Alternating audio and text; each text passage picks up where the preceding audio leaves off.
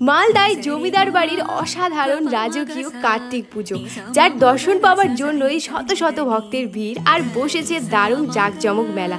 প্রায় 400 বছরের পুরনো রায়বাড়ির এই কার্তিক পুজোতে আমরা এসে উপস্থিত হয়েছি মালদা শহরের ফুলবাড়ি এলাকার জমিদার বাড়িতে। পুজো উপলক্ষে সম্পূর্ণ জমিদার বাড়ি নতুন রূপে সেজে উঠেছে। এইরকম জমিদার বাড়ির পুজো আমাদের কিন্তু আগে দেখা হয়ে ওঠেনি।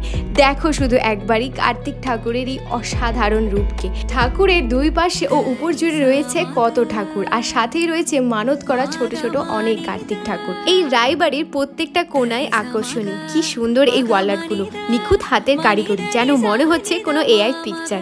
এই প্রত্যেকটা ছবির মধ্যেই কিন্তু ফুটে উঠেছে কার্তিক ঠাকুরের বড় হওয়ার গল্প। সেখানে আরও দেখলাম রায় পরিবারের বংশ পরিচয়ের তালিকা ও সমস্ত দেবদেবীদের প্রতিমা পরিচয়। মালদায় এই কার্তিক পুজোর সময় এখানে ভ্যাটের খই পাওয়া যায়, আর যা দিয়ে মোয়া বানিয়ে কার্তিক ঠাকুরকে ভোগ দেওয়া। তারপর অবশেষে আমরা একটু মেলার চারপাশটা ঘুরে নিলাম। তাহলে তোমরা কারা কারা এই মেলায় এসেছো এবং তোমাদের মেলায় ঘুরে কেমন লাগলো তোমরা অবশ্যই কমেন্টে জানিও।